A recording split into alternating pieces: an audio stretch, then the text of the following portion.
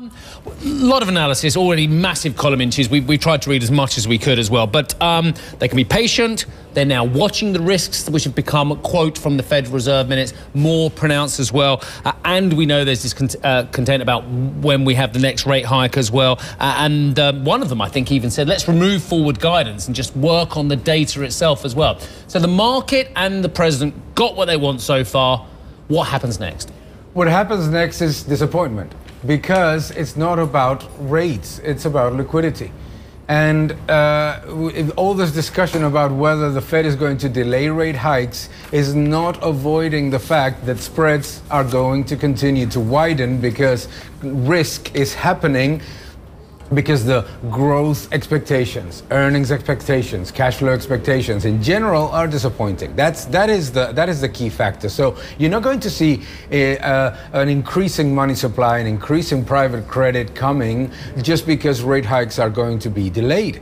It's not happening. And that is the problem, is that we're not paying attention. We're talking about rate hikes as a problem. The Fed continues to be behind the curve. The Fed continues to be extremely accommodative. That's not the issue. The issue is liquidity. Once upon a time, we would have said there are two legs to this story. One, what you do on monetary. Two, what you do on fiscal. Exactly. But fiscal flushes are busts, so to speak, in many ways as well. We've already had the fiscal stimulus out of the United States when it wasn't needed. Now might have been actually maybe a more apt time in 2019 as well. So I ask you, will there be a fiscal response anywhere? Because all we seem to be doing around this desk these days, because we've been conditioned since QE, is to talk about the monetary response. I don't think that there's fiscal space in the large economies. There is no fiscal space. We might... What are you talking about? We're only at 90 to 100% debt to GDP. Only.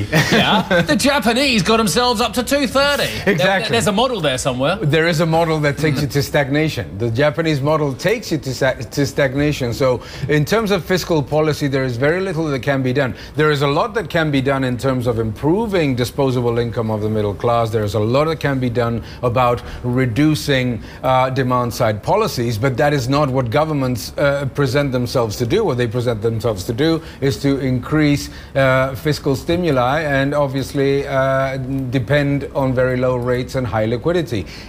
But, you know, debt saturation is what's happening. What is happening right now is that we have exceeded the path in which a little bit more of debt generated a little bit more of growth. Is that each new unit of debt is creating less growth, less productivity growth, salaries don't increase as much as inflation, discontent, people don't spend, you know, it's a perverse incentive.